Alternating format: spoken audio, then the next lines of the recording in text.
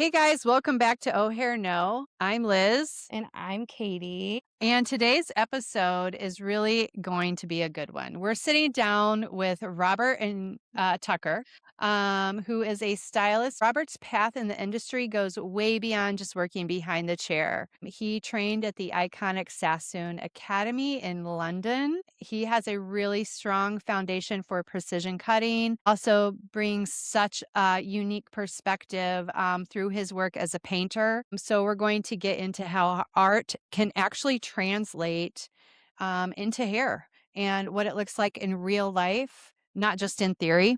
Which, if we're in this industry, we know that's a thing. Get inspiration from anything and everything. Hmm. And on top of that, you've helped develop tools and now travel to schools educating and working as a sales rep for Pretty in a Minute. So we're just excited to dive into all of this with you and see where it takes us. So let's get into that. So thank you, Robert, for being here. Yeah, thank you for having me. Always. And tell everybody where you're joining us from today. So I am joining y'all from Dallas, Texas. That's where I currently live. So last week I was in Michigan. Next week I'll be in Chicago, and today I'm in Dallas. Burr. I I'm love that. sorry you have to come to our areas. Maybe it'll be warmer. It's supposed to rain all next week. So Yay. there's that, but it will be Congrats. warmer. Well, I'll definitely be bringing a coat. I would. I A would. raincoat. A coat and then also bring like a shorts and a t-shirt because you just You don't don't know. know. They could be wrong. Yeah. We met Robert because he came to the school with Pretty in a Minute, talking to our students, and we have really loved all of the tools and all of the educators who come in and talk to our So fun. students. You guys bring such a good energy and such good education and really good quality tools to our students. So we really appreciate that we got to meet you through that avenue. Yeah, no, we're Um, really excited to get to do that for schools. Yeah. We I look forward to you guys always. I remember being in school and having a Pretty in a Minute rep come in when I went to a tea spa, and it was so fun. It was like the first person other than my instructors that I got to learn from, and it was just like, "Can you stay? Can you teach me how to do more?" It was Yeah. fun. So I think for students it's such a good um we always call ourselves mom and dad. We are. We're like good cop, bad cop, whatever it may be. Yeah. So you guys are like the fun uncles that get to come in and they really love you The guys. funkles. You're Yeah, the exactly. funkles that get to come in with our students, and then we love it. That's funny. That's exactly what I feel like when I go to schools is I get to be the fun, crazy person that just kind of like points them back to the teachers. Right? Like, Exactly. I can create chaos, give you all the sugar you want. Bye, guys. Here they are. I love it. Yeah. That's awesome. So what first drew you into the world of hair, and when did you realize you wanted it to be your career? Okay, so that was actually two things simultaneously happening.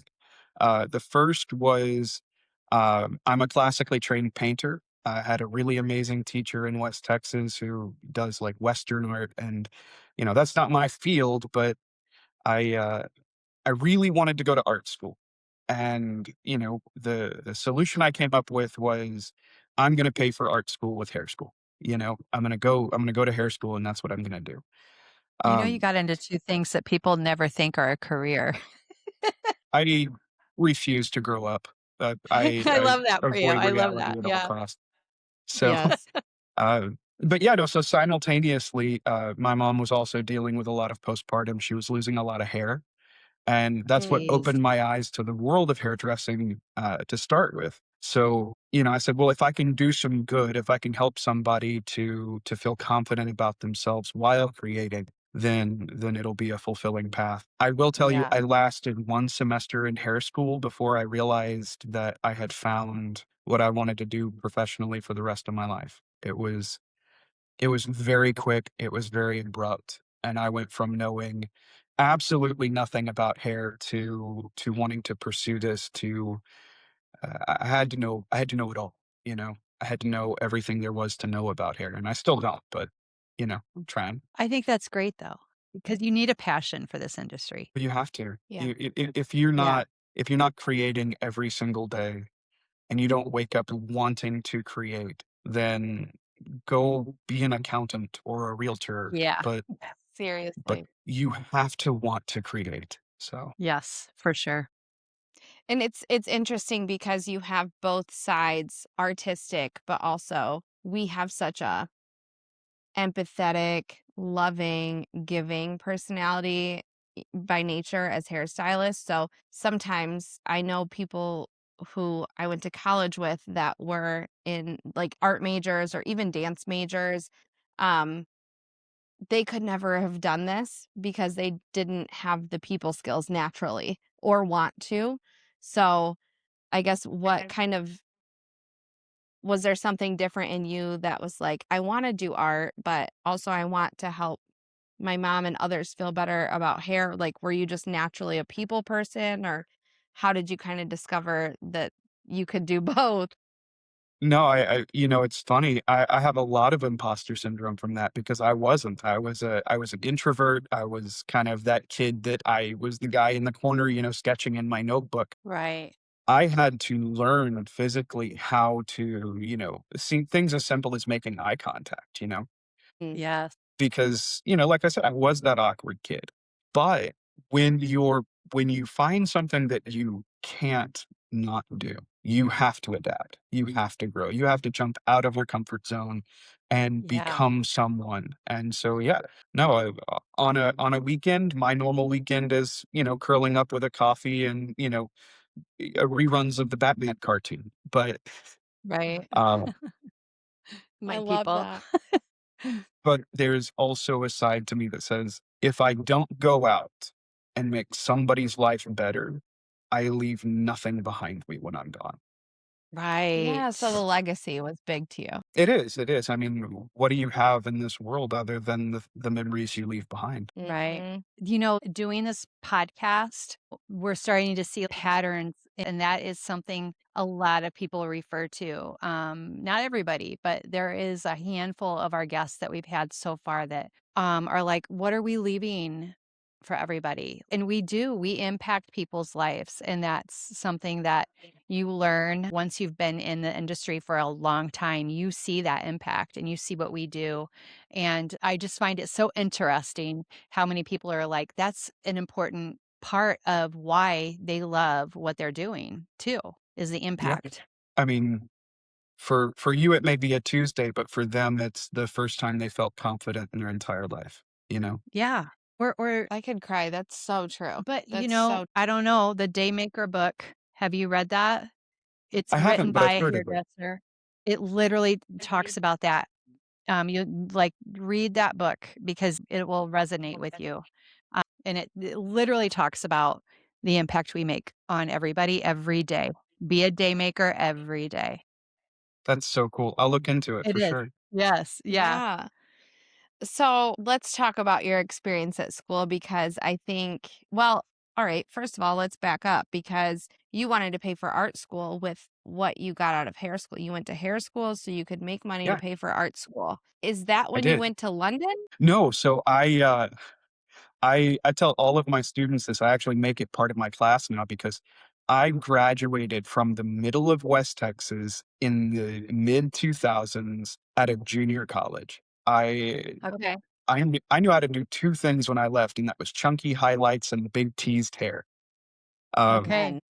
and so uh, through a series of circumstances, my goal was just get out, go to a barber shop, start doing men's hair, and never look back. But Yeah. I had this moment where one of my teachers kind of came up behind me and he was like, "You need to be a platform artist. You need to chase this." And I'd never heard of that term. I didn't know what that was. Uh, so further looking into it, I ended up stumbling upon the Sassoon Academies and uh, I got letters of recommendation from every stylist I could find, my teacher, the guys that I interned with. And I submitted all of this. And I still remember I got that phone call for them. I think it was 9 a.m. For me. It was like 3 in the morning. But they called me and they were like, "Hey, you got accepted. You need to be in London on June whatever, because Super that's when your cool. class starts.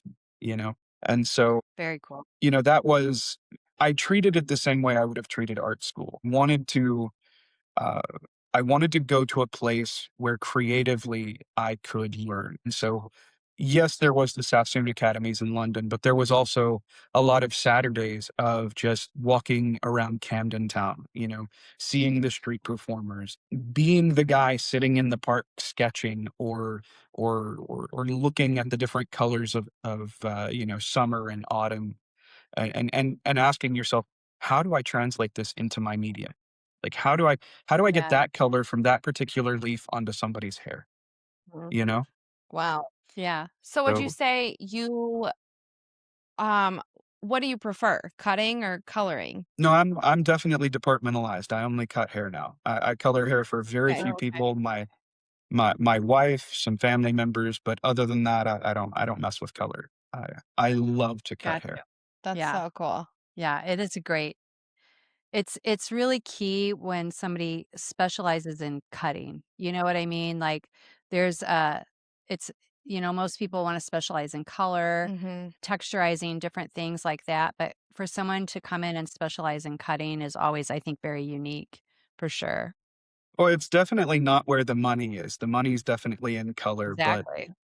Yeah. my passion is in sculpting, so I see hair as a sculpture in, deflated, if you But will. so did Vidal Sassoon. I mean, that's exactly how he saw it. That's how he changed our industry. And I told you this when you were here. We make all the students watch the Vidal Sassoon movie about his life It's a good because I movie. just think such a Yeah. giant impact on they don't get nearly as excited as I do every time I watch it, but I love it, and I want them to understand, first of all, this guy came from nothing and built himself up in this industry, and in an industry that, could be very sexist at times at that time and just it was a crazy time, but the difference he made for women moving forward, that they don't have to get that weekly roller set, all the back combing, all the hairspray, all the things. He changed that and brought us back to, even with his crazy angles, to a more natural state of our hair, Mhm. Yes, which I think was really cool. and I agree wholeheartedly. But of course I'm indoctrinated, so I'm completely biased. But I love it I though. yeah, no, I couldn't agree more with you. It's the amount of freedom that women became capable of Yeah. expressing through Yes. that You could age. wear pants and no hairspray. Yep. Literally. And still be seen as professional and still be taken seriously as a powerhouse Yeah. in whatever industry you choose. Yeah. So, Can you just talk to us a little bit about what that experience was like at that school? What was it like? I mean, what was a day like for you guys? well, I still, my daily routine is burned into my mind. So let me take you through what a day would look like. You know, Love that. um, you wake up at 5 in the morning, you go to the gym, you get on a bus or you get on the tube and you take a 45-minute ride into central London because you're a student, you can't afford to live in central London. Right. Um, Yeah. you step off the tube and you're in a world that you didn't know existed. The school that I was at is sandwiched in between. Well, it wasn't in between. It was down the street from the McLaren dealership and the Rolex store. And we were a 3-minute walk to Harrods, London. It was that Nice. was the world you emerge into. And you walk into a school that has, out of 1,100 people that applied, 26 were accepted and 6 of us graduated. Wow. Oh my God. Isn't Yeah. that cool? 6 of you graduated. 6 of us graduated. There were some that were asked to leave because they weren't ready yet. There were some that Champ. were Wow. moved to the beginners classes, and I'm all about and there were some that genuinely just had to go home because they ran out of funds, and so they were allowed to come Yeah. Aw, back at a different bummer. time. But, Yeah. you know, uh, Oh my so God. you That's you go crazy. into this environment that is incredibly competitive. You have, 1 to 2 live models every single day. The haircuts can take between 3 Wow. and 4 hours, and by the time you're Imagine. finished doing the haircut, you are quite literally removing dust. Like, it's powder that you're removing, and and every one of your teachers thinks they're Gordon Ramsay. I mean, really. So Get you're that fucking kitchen clean. exactly.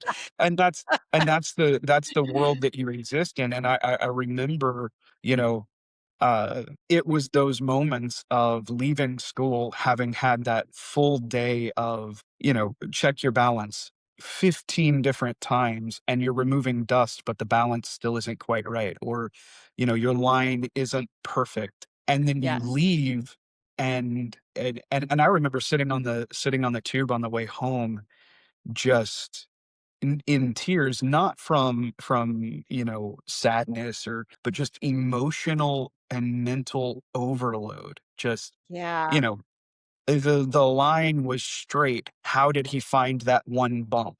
And how did he know that it came from Yeah. me having, a little less tension on my comb? Yep. So it was very I tough. see It it. was very tough. But Yeah. then I take you through that to take you through probably the one of the best days of my career. I'm sitting there, we're prepping for student fashion week. So we were being published in student magazines. We were doing runway stuff. We had put together an actual collection for 2013, I believe, was the season. The 2013 fall season, I believe, is what we did. Okay. We're gonna look this up. But here we have our entire collection. We're doing this gala, and a hand hits me on the shoulder, and I turn around, and it's Mark Hayes. It's the international creative director for Sassoon. And he Wow. says, "Is that your work?" And I go, "Yes." And he goes, "I want to see you back at Yeah. the Masters Academy." You know, Woo! That's amazing. I have and chills. I have that's full like body chills right now. I was really fortunate. Out of the 6 that graduated, I was one of 2 that got invited back. So No it Wow. way. was yeah, it was myself and then another gentleman from London whose family owned, I think, 13 salons all over England. Wow. And so And you I had didn't I no didn't background in this. None. no, I was a kid from the middle of nowhere with, a pair of shears and a can-do attitude. So Oh my god. Perfect. I have such a respect for you. That is, I mean, thank seriously, you you. went to junior college. So it was not a lot of schools have cosmetology, like colleges, traditional colleges. Yeah. There's one that just opened up a year or two ago by us at community college, but most people go the traditional cosmetology school route here, or they're Yeah, doing apprenticeship now to go to college and do cosmetology and then to apply with 1,100 other people, Yeah. That's and crazy. 26 are selected, and you're one of the 6 that graduated and move across the world, yeah. and then be asked to come back, you and one other person. That is, I mean, that's everybody's dream, I think, that Very signs cool. up for cosmetology school. That's really cool.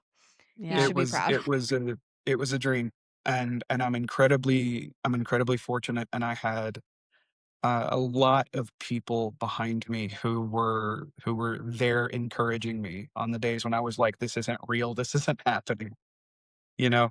Yeah. That's But it was crazy. real. How long were you And there? so the first time I was there just over 6 months. That's how long their post-grad course is. The Love it. second Okay. time I went back for about 3 months. We're looking at, I think it was the Masters Academy cut and color, and then the last time I went back, I was there for just over a week, but it was the International Masters Academy. So that was when they brought us the models from Fashion Week, and we physically got to sit there and work with the techniques and work directly with Mark Hayes and Bruce Mayfield. And, Daniel Ancourt is still one of my huge inspirations in this industry. I love what he's doing right now with hair. It's kind of cool. Very So, cool. That's awesome. So, was there ever a point that you were like, "I wanna stay in London?"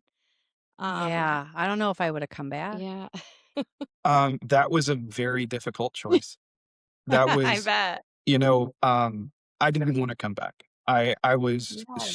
so happy in London. Yeah. But when you get into something because you're passionate about what you do, and you have a guiding force, you can't stay in the place that you're the most comfortable.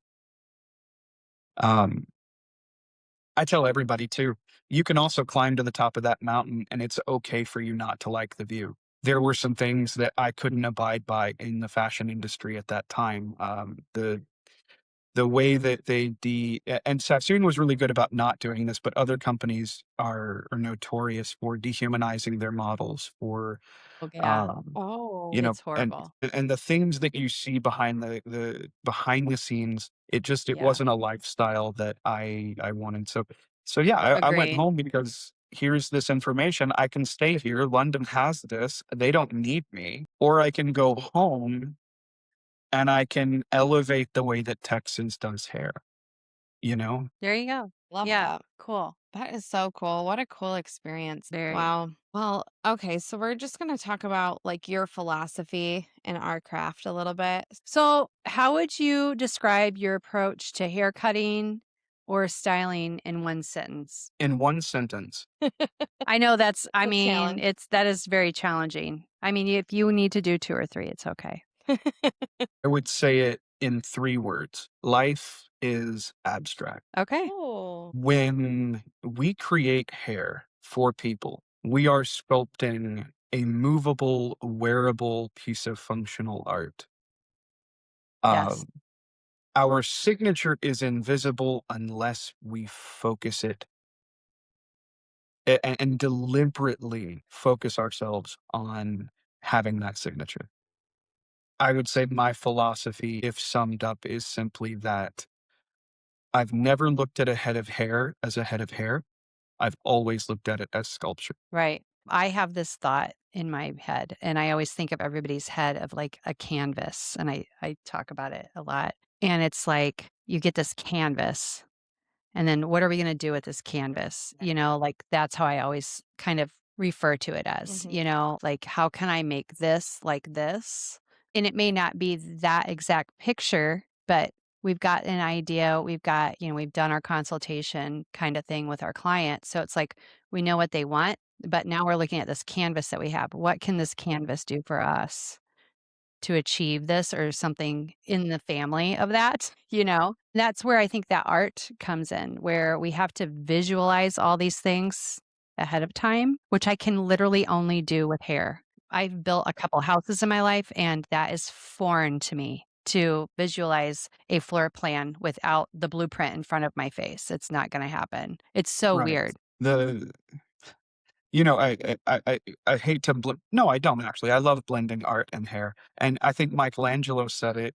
If it was either Michelangelo or Da Vinci that said the sculpture was already there. I just removed the pieces that didn't go.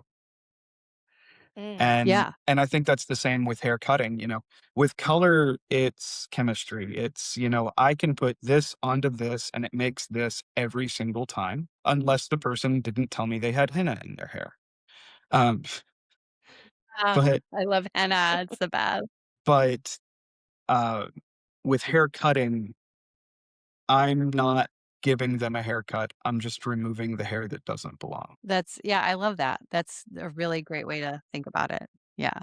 Well, I think it's interesting too because on canvas, you're a painter, correct? I am. Or I guess Yes. you sketch as well, you said? I like to so my personal style is I work with paint and then I also work with paint stick. So it's like charcoal, but it's in paint form. So I used to do Okay. charcoal drawings. That's That's cool. cool. I yeah. did So many, many so years yeah, ago. it's sketching, but it's also painting. So yeah. Because I was kind of stalking your Instagram and I saw a lot of your painting and your work on canvas, and it's beautiful and it's abstract and it's balanced and it's very pleasing to the eye, which I appreciate as a hairstylist.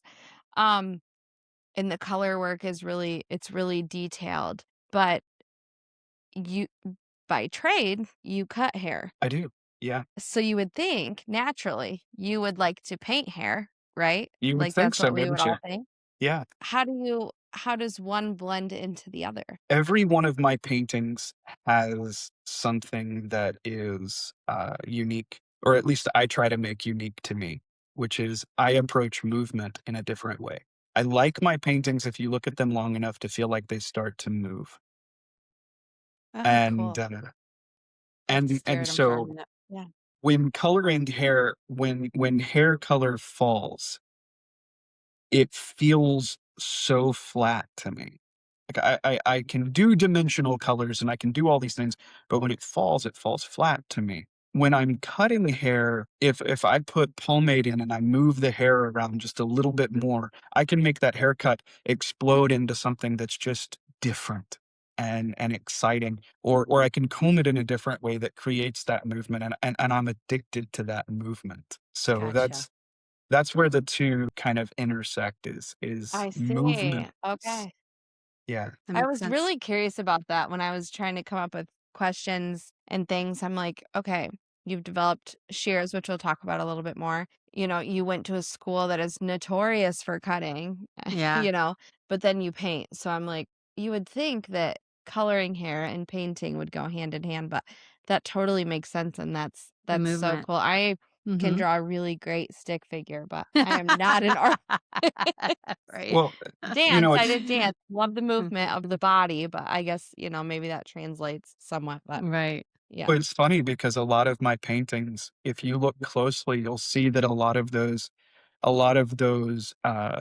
brush strokes follow the same patterns that we use when we're sectioning around the round of the head. I use the same movements that Oh, I would use with comb, and I just exploded on the canvas. that is so cool. See, now I'm gonna go back Interesting. and look at your Yeah, work and I know. totally look at it Have in a a whole different different way. perspective. You should sell your paintings to salons and things. Cause how cool. I know. I Hey, might if any be. salon wants Okay. to reach out, they're welcome to. All of my paintings are for sale. So, Yeah, what is the history with Pretty in a Minute? Like, we have never really heard that, Yeah. have we? No, Like, and oh, how let's I like, did. totally how did that get let's going and, transition like, all into of that that? area of it, like Yeah. the innovation and all that. Yeah, no, I get to talk about something I'm really passionate about. This is uh Good. Yeah. the soul, like one of the biggest reasons I work for Pretty in a Minute is because we are uh, the way that our company works is based off of just doing instead of saying, right? Um, so about 20 years ago, the person who created our company developed this really cool technology that made super curly hair uh, able to be straightened without damaging it a lot. Mhm. And instead of selling that to some company that would bury it or, selling it to Walmart or turning it into whatever like you get, toothpaste at the store, For sure. he turned it into an exclusive brand for the hairdressers who needed it. And so Perfect. what Pretty in a Minute does is they headhunt people like myself that we come on board and we help to create these tools that are designed specifically to help the industry grow, right? If I can work to create, like, for instance, I mentioned I am married. My wife is a barber. She's one of the most phenomenal barbers that I've ever met, but she had to take a step back from working behind the chair. She had to give up a piece of herself because of joint pain and arthritis and those kind of things. And so Mm. when we Oh, yeah. approach tools, we're approaching these tools from a passion. This is deeply personal to us because 'Cause you've you know experienced it and you live it. exactly, we're living this every single day. And so when we created the shears, I personally, from Midland College to the day I stepped into my own salon, that time period I spent about $10,000 on shears at a time in my life when I didn't have money for food. I tell my students I was trying to find ways to make Right. ramen taste good, you know um so when we approached the shear project, especially, we said, how do I create a shear that a student can pick up in hair school and use with confidence to the day they retire? It's not going to Yeah. cause joint pain. It's going to be light enough weight that it's not causing wrist or shoulder or elbow pain. Um, Yeah. it's going to keep an edge for, 10, 15, 20 years if they take care of it. You know, Right. these are the questions that we were asking, and I can remember having phone calls with the design team, the engineers, the owner of the company, and we're sitting there, and I'm going, no, no, no, let's move the hinge, like the nut that holds the shears together. Let's move it down slightly. That way, the shears can't over open. That way, students can't, bend the hinge of their shear while slide cutting. Yeah. Or hey, let's bevel let's bevel the blade so that we remove knuckle bite, right? Like if I put the shear in Oh. my hands and I go to point cut, it's not going to bite my knuckle as much as a shear that's really heavy will, you know? I Those need were that. I have So now I need to buy it. I such get it. I scarred get it now. knuckles. It's very cool It though, is but so like cool we've just never learned about Pretty in a Minute, like yeah. in the historical yeah, because the aspect. great thing is that all of you guys that come into the school Yep. it's so entertaining. The students always enjoy it and love it. And then they learn the tips and tricks. But like I was so excited. We finally had a student because this was the first time you guys came and had the shears. So we were Mhm. super excited to have those and one of our students, God bless her, needed shears and she got them. I was so excited to check her haircut and I was like, let me use your new shears. And so I got to use and I loved them. Did I you? loved them. But it was funny because she was the one who bought the shears. And she's like, I just love them. Like she was because her first pair went MIA. We don't know what happened. So we were kind of upset about that. But they were actually phenomenal. I loved the weight because they are lighter. Mhm. Which I think is great for the students learning. But the edge was great, cut so nice, so smooth like butter. It was very nice. I really did like them. I was really impressed. Really impressed. I honest to God, been impressed with all of Pretty in the Minutes, Tools. all of the tools. And the guys that come in are just so fun. Just so fun. Everybody that comes in has been a blast. We all try to bring a unique personality to something that does have to be relatively mundane. And Mm. Absolutely. when you're talking about a tool, there's only so many things you can go into. I tend to be the hair nerd, like and I'm unapologetic about it. I love nerding out Yeah. on tools. Um, and then some of our guys, some of the guys that work with us have credentials that make mine look cute, you know. Um, Right. we've had people that worked with the Barbie movie. Like we had one guy for a little No while way. who worked, yeah, he was whatever her name is, I can't remember at the moment. The Barbie. Yeah, Barbie. Barbie. I Yeah. can't remember her We name. had one guy who styled Selena Gomez. We had one guy who was the national creative director for Aveda.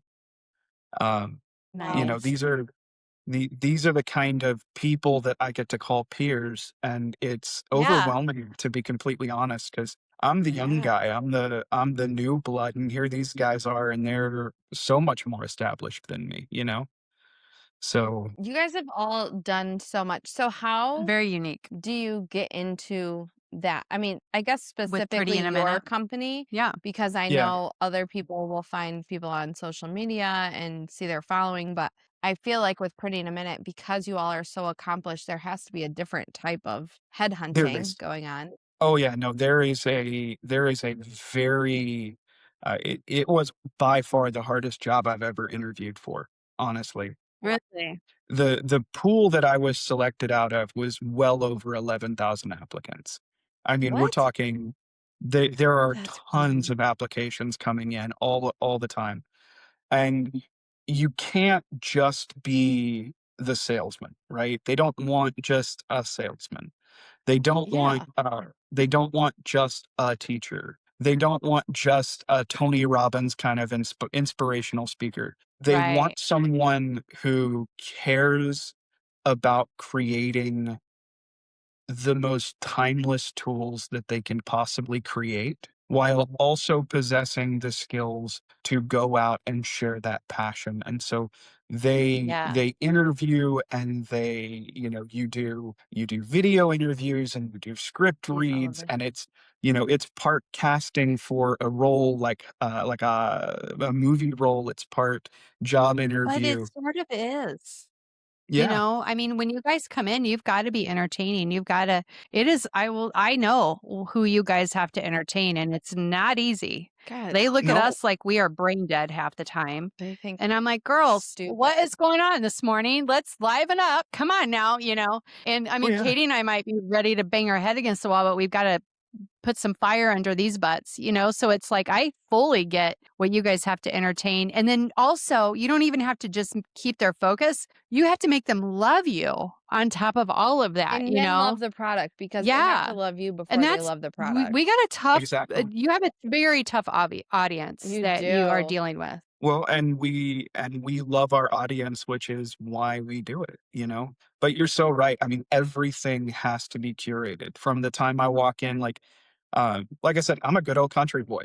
If I had it my way, I would wear, I'd wear blue jeans and boots and a t-shirt and I wouldn't think about it. But I have to curate a look every season that's Yeah. going to inspire the students because the way that our boss tells us, every Sunday on our meeting or every Monday before we go into our class, hey, remember when you walk into that room, you're the person they're either going to say, I want to be like that person or I want to be nothing like that person, Yeah. you Yeah. know? So you helped develop the shears, correct? Through Yes. Pretty in a Minute. Yes. What is that process like? Can you kind of walk us through what Yeah. it means to go from like an idea to an actual product and all of that? Yeah, absolutely. Yeah, no, um, so again, I'll take you through every single step of what I did. I get a phone call at, I think it was 2 in the afternoon on a Saturday on my week off. My boss calls me and he goes, "Hey, we need you to create a shear." And I was like, "This is Oh, huge." You super know, just simple. like for him, it was just like, "Oh yeah, no, create a shear." For me, it was like, "Wait, Yeah. what?" Wait, Um, what? Yeah. But yeah, no, so he says, he said, "We know that your background is in cutting hair. Do you think you can do this?" And I'm like, "Yeah, I'm a Oh, nerd. Like you're I not gonna can say I no. no, I'm not gonna say no. I was so Yeah. excited." He goes, "Okay." He goes, "Well," he goes, send us kind of some ideas and tell us where your mind's at, and then we're gonna send you some concepts."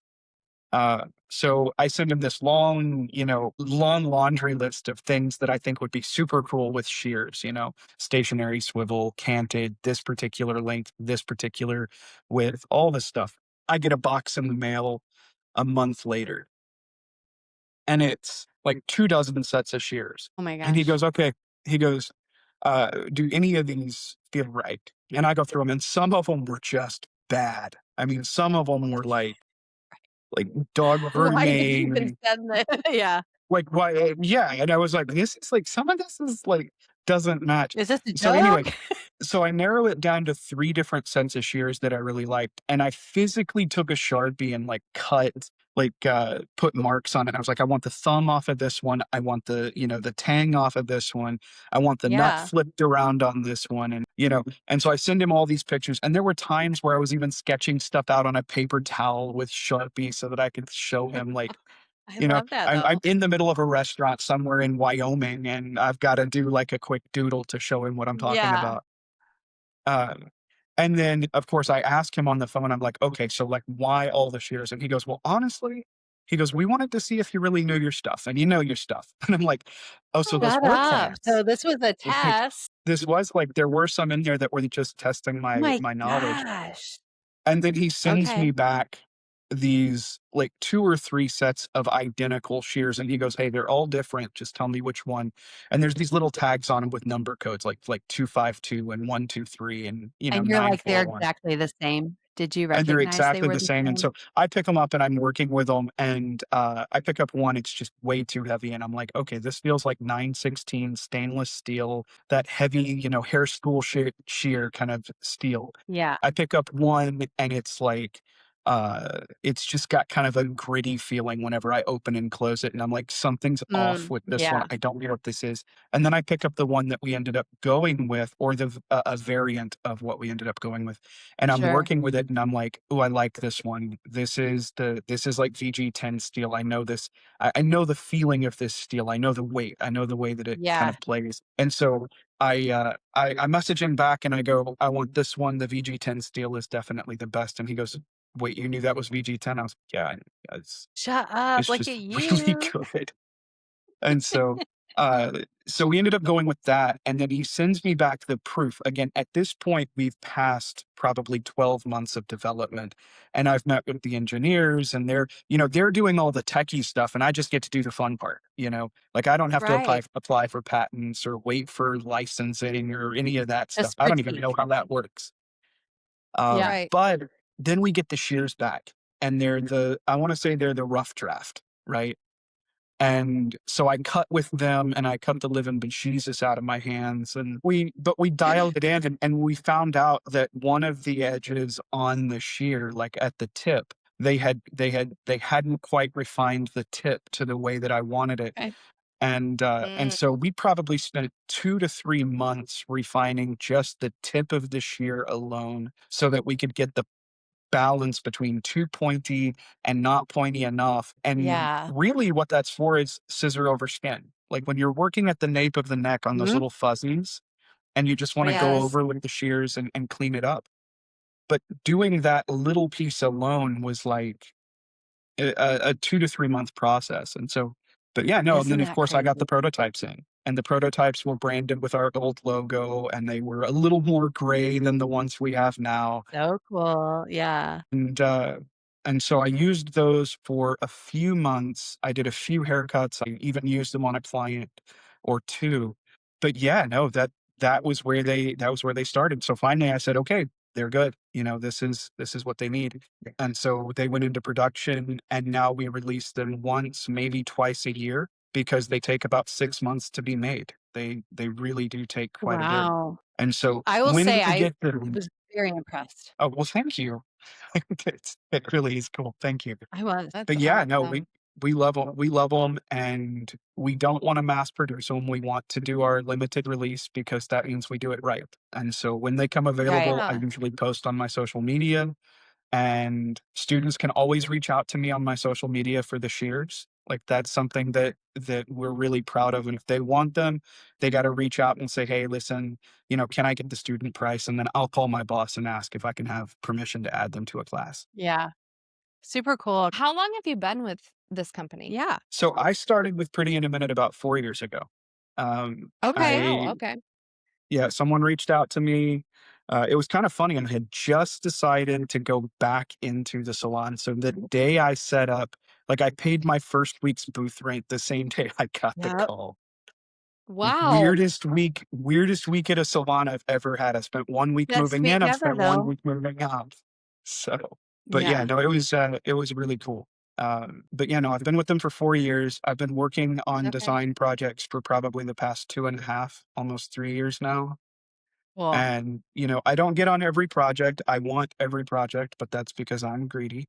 Um, Mm, fair. but yeah, I really, and I'll be honest with you, the reason that I do work with Pretty in a Minute is because I've never seen a company that cares more about the little things. I've watched the owner of our company pull a tool just to make the gauge of wire on one of them thicker so that we can make the same model that we're not charging more for. We're not doing, you know, we're not upselling it, but it's just, Yeah. well, this is going to make sure that it lasts, It's going to be way better. longer.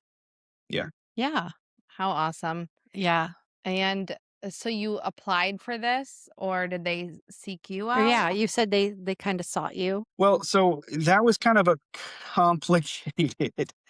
We got a notification from Always a Indeed, story. and so I was on Indeed, and I was kind of searching for my next artistic endeavor.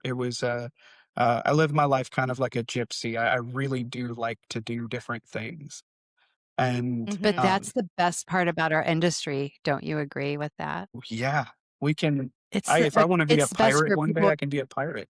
Are So you Yeah. ADHD? I'm Are sorry, you just looking at ADHD? something over there. Just kidding. No, you're fine. Are Yes, you? yes, You I are. am. You totally Yeah. fucking are. So are Because we. this is the best industry for ADHD because guess what? You can do a million things in this industry So many. and have a career and you're fine. It's perfect because I wasn't even diagnosed ADHD until after I opened a school. And Go I kept figure. telling you, I was like, Liz, She's you like, are. "Are you sure you're not ADHD?" I'm like, "I'm fine. Leave me alone." And I'm like, "But wait, what's that over there?" Like, and Katie's like, "There's no way." So I'm like, I finally went and got tested. Apparently, because I'm OCD. OCD is part of ADHD. Who Yes. knew? We like to do a lot of things. So you're a I gypsy. think it's a superpower, you know? Mhm, Thank you. I've always said that. mhm. And I think that the creative when you embrace that as a person and you say, "I can't sit still. I have to be moving." One of my favorite quotes comes from Sherlock Holmes. It says, "My mind rebels at stagnation. Give me problems, give me work." That's the ADD brain, that's the ADHD brain. Our mind can't sit still, Let me I go. wish it could. Yeah, no, but that's what the afterlife is for. We can be still then. Like, Yeah. God, I know, I have a right friend now, that says that, "You can sleep when you're dead." it's true. It's true. Yeah, What is life if not lived? yeah. Yes. And do all of the things that you can possibly fucking do. You are a prime sorry, we cuss a lot, but No, that's not great. on I the love it. floor. Not on the floor. Nope. Nope. But God, Mm. do all of the things, take all of the opportunities that you possibly can. And you are a prime example of that, truly. Like, I mean, just the education that you have had because you weren't wanting to stand still or whatever, just one medium led into another. And look at all the things that you've done. Like, we haven't even really touched on your experience We're in so, the like, all over. salon. No. We've talked about your schooling. We've talked about creating products. What happened in between there? Did you own a salon? Were you working in a salon? That was an adventure of itself. Um, so I started out when I got my credentials, I went straight into top end salons. One of the first salons I worked for was in Midland, Texas. It was the nicest day spa in our area. And it's since closed down, but I got to work with some really cool people. One of them's even still a friend of mine. But we were the salon where when like the McConaughey family would come into town to visit family, that's where they would go for their salon stuff. Like if the Bushes were Nice. in town, Fun. that's where they would go. Matthew. So I got to work on people I got to work on people who were actors in the Twilight movie. I got to work on, you know, Ooh. I will say famous adjacent You mean they people. saw the sun? What's that? The sunshine in Texas. The Twilight people, they saw the sun? Oh, Weirdly enough, yeah, they come from the middle of the desert. It's kind of funny. Like, That's but, crazy. funny. um, but yeah, I know. So that was my first experience in the salon. I worked there for 2 years. It was one of the best experiences of Wow. my life. That's super Um, cool. those eh, I and I will say this is a cautionary tale to stylists, especially young stylists. I worked Yeah. in the best environment you could work in for a young stylist. I was a commissioned salon right out of school. I had a wonderful revolving clientele of both walk-ins and pre-books, and I got a little too hot-headed, a little too big for my britches early in the game. Yeah. And so after 2 years, I thought I had built my clientele, and I opened Yeah. my own private salon. And Uh-huh. the salon that I opened was based off of a concept I saw in London, which was a private salon. So I was the only person there. It was kind of what salon suites are now, but it was in an area where nobody had really heard of salon suites yet. Mm. And Well, so what year was this, though? this would have been 2015. So right around the same time I was working with Wella and I was working with Aquage Yeah, okay, and so I was yeah, doing that stuff was like like I feel like the Transition. suites have just come around in the last 6 years or so Mhm. here, Yeah. probably, so that was really early on for a suite at that point. It Yeah. it really was, and so the overhead killed me. The investor that I ended up working with kind of was more opinionated than maybe they should have been on, Mm. design elements, and so Oh, it stifled the design, and it halted my ability to do kind of what I wanted, which was, um my original concept was hair salon during the day and then flip it into an open gallery at night on a private gallery. like, It was a cool little experiment that did really well, well then that's and you. Yeah, it was an expression of me. It Yeah. did get kind of For shut sure. down by, Hmm. certain other deciding factors made it a little more difficult to realize. Um, and then of course, life happens. You get too big for your britches, you fly too close to the sun. I was a 19, 20-year-old kid trying to run a business. I had no clue what I was doing. Right. So things That's didn't work young out, though to you open know? your own Very. business. Yeah, That's but And that you had been in business at that point, what, a year on your own, you know what I yeah, I mean? was And then it's like, then you're like, oh, I'm doing my own thing now. And so you literally been working in the adult workforce for a year to go to that. exactly. And then it's like, oh, yeah, yeah, it's a slap in the face. But what do we always learn from our mistakes? 10 times more. Exactly. I did not fail at owning a salon. I learned how to ruin a salon. So, Yes. mhm. no, um, but after we closed that down, I did move back. I moved to, the town that my wife lived in, which was Odessa, and we ended up renting a booth at a salon called Proteus, which was just a phenomenal space. Again, very high-end clientele. It was really exciting, but I had a lot more creative freedom there, and Good. I really enjoyed that stride for quite a while, and then my gypsy bones got a hold of me and we had to go do some stuff. As they do. We went on an adventure. We packed up in the middle of the night one night and we drove to Florida and we Shut lived in up. I Florida love for a your year. life a little bit. I'm loving this. I feel like I'm a So we gypsy at heart, but She is. my I have children. Like, it's not a gypsy lifestyle at all. They'd kill me. No, and that's the thing is we didn't have kids. We had a dog or 2 dogs at the time, and Yeah. so we loaded up, we Yeah. They moved to come with you Florida. everywhere. We ended up working with at-risk youth, so we were, like, barbers on this boys' ranch, and we got to do life with the kids and cut hair and, Oh my Oh, stop.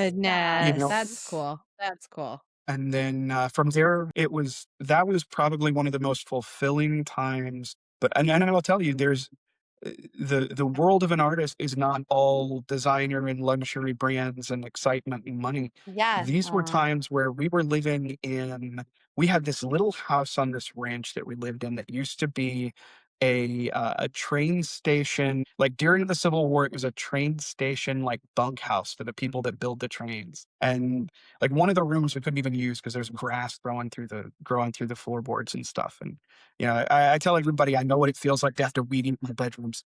So I mean, it was a rough time. It was a fun adventure, but it was a rough time. And then, of course, we moved to Amarillo. Amarillo, we ended up working in the corporate world, and we had just kind of fallen away from hairdressing. We had gotten so Right. disenchanted with it. So Sure. for this brief period of time, like 2 years, I'm still painting, I'm still, expressing art, I'm still selling art, Yeah. but I'm working in a corporate environment, that 9 to 5, that doing paperwork, daily logs, uh, Mhm. like, got rid of that. I even worked for a butcher shop for, like, 3 weeks just because I I would wanted to Oh, know maybe what yeah. love that. I happened. think I would love that. I don't Oh. know. I like to grill, so It was so weird. Oh my gosh, it was terrible, but, it would be it was a gross. great I don't know if I could eat meat again, but I'm so curious on how to cut a cow down I will tell you the one thing I can't do after working there is I can't drink strawberry milk anymore Why? because that because looked it's the like all same of the, like, s stuff stra flowing out. strawberry milk looks exactly the way that the milk and the blood looks like from the udders when they cut them off. I'm sorry. Oh, I shit. don't wanna Oh, No, you're okay. fine. That's There's just that crazy. happening. My It's not in husband, front of us. we were driving the other day and I stopped at a gas station to get a drink and he got strawberry milk. And so that's all I can think about right Oh now. my god, he did? He's, like, how old? Why is he getting strawberry milk? He's a child, actually. Shit, So Adam. legally, Adam! he's an adult, but he eats like a infant. So Strawberry milk. Like, when was the last time you actually drank strawberry milk? about 3 days before I got that job. Are you serious? So you were like an avid Yeah, strawberry milk drinker. I liked it. It was you That's a said he's funny. nostalgia. never growing up. That's true. You did say that from the get-go. You're not growing up, so fair. I don't want to No, grow up. I'm not gonna grow up. No, I will live life like an adventure. Like, I had strawberry quick milk the last time when it was still in the powder form in a tin Oh, thing well, then in the that's 80s. wrong. You should have. No, it was probably the 70s. Okay. Well, It then was you probably need way to better try for you strawberry than milk the in a shit different. they have now. Correct, and it tastes way better. We digress. Oh. Go on. Let's Yeah, move So on. no. you were in a butcher shop, you were doing first of all, I Tons wanna of talk things. about well, I just wanna kinda give you accolades for doing work with, like, at-risk youth. I think Oh that my is gosh.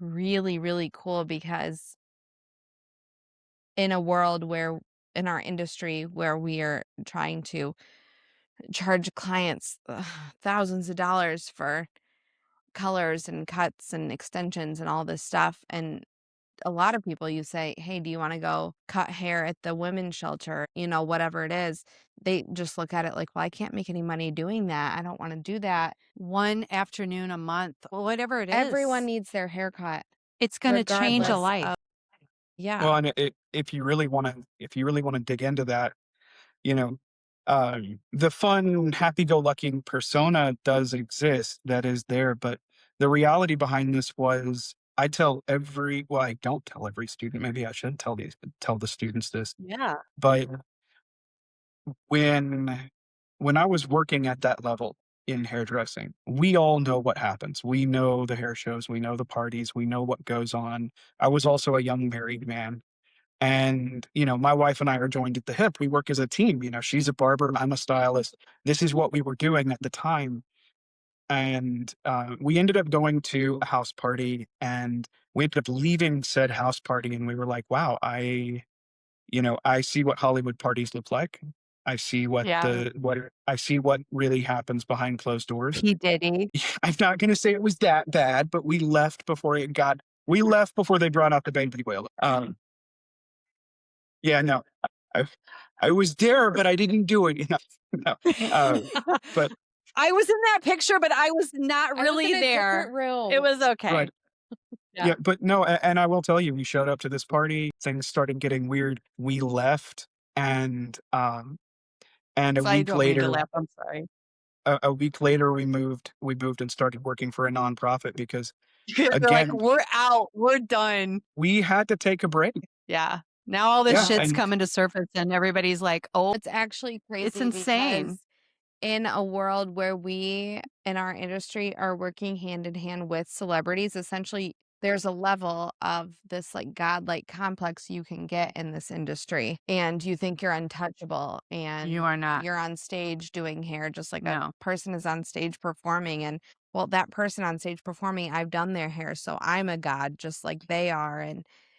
And you become so out of touch. And I feel like we've talked to people like that and it's to me, I'm so glad I'm in like a very humble area and a humble career. I think teaching and just teaching people who are number one Yes. students are broke, they're stressed, they're living on a dollar and a dream literally. And I can remember some of the days in my salon suite where I made really great money, but nothing has felt as fulfilling as it does when I'm teaching. And even though I'm being paid, it's like giving back in a sense too. Um, and then experiencing things even at hair shows where it's like just worshiping these people that it's like, damn it, we all cut hair. We all yeah, color hair. Why are we worshiping these people? Seriously. I know yeah, somebody down the street who does better work than you do, and they just don't have the social media following.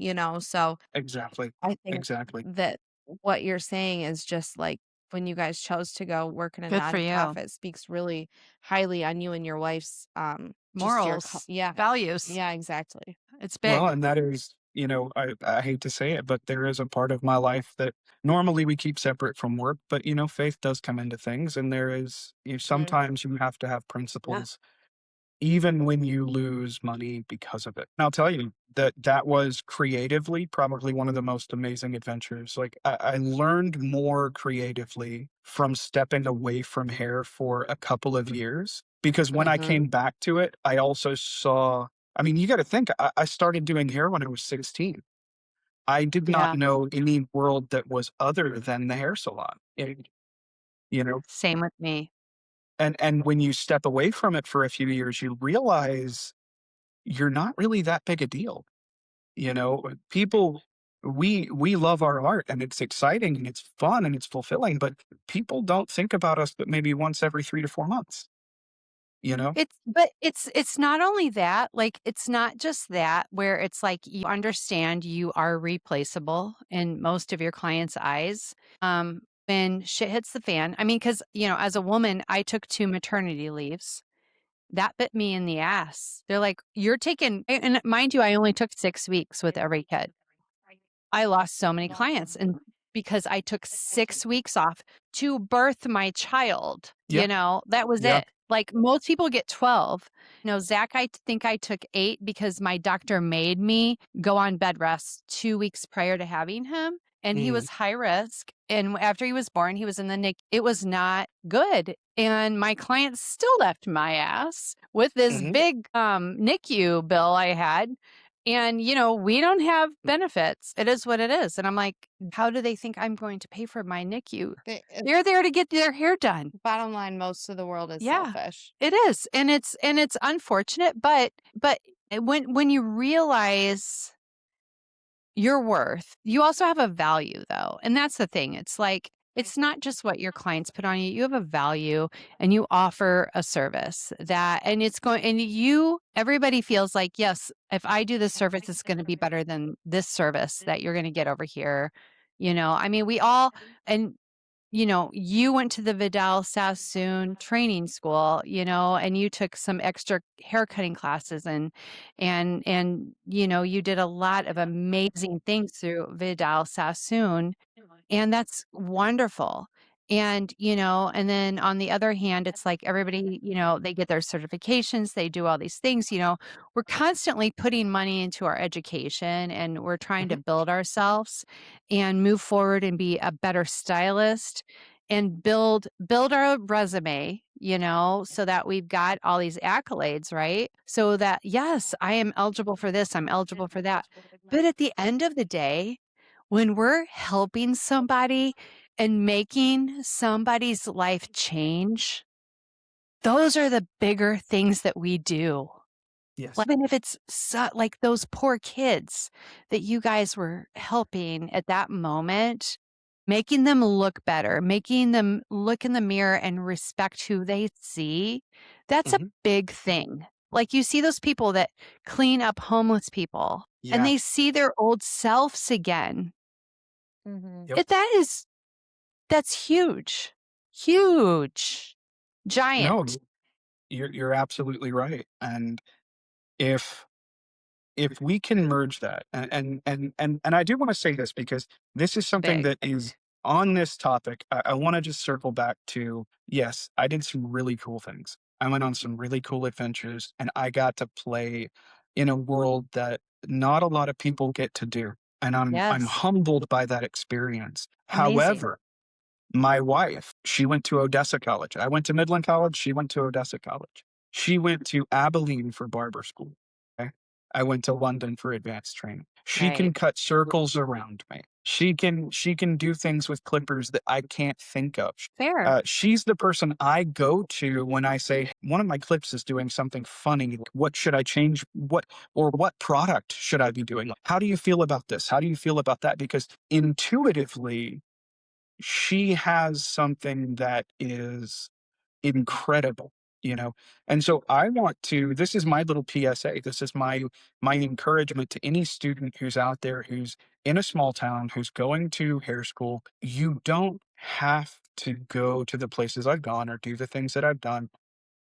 You can affect change. And Exactly. I'm gonna go even a little further. I'm gonna say this when we were looking at Fashion Week, when we were looking at the way that companies develop clothing, like companies like Versace and Gucci and Yeah, all it's these wild. brands, when they So wild. develop their styles, do you know who they go to? Do you know where they go?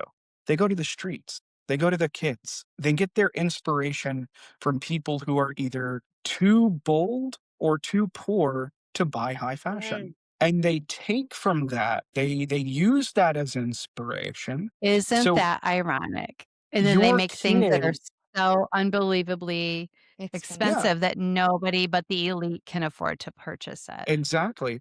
And so what I would say is your kid who's doing something with, raccoon tails, or your kid who maybe wants to dye the roots purple and yeah. the ends black, and mix things up and all of that, let them express because your small town expression is where fashion goes to get their high end concepts. Yeah. Testing. That's some good Yeah, juice right The there in tea. my mind, because that's one thing we ask everybody that is on that comes on here. We're always like, where does the inspiration come Yeah, from? right. Where do you guys find your trends? And yeah, that was probably one of the most vulnerable ideals about that, wouldn't Yeah. you say? Yeah. Because we do a lot of research and all those yeah, things probably still need to happen.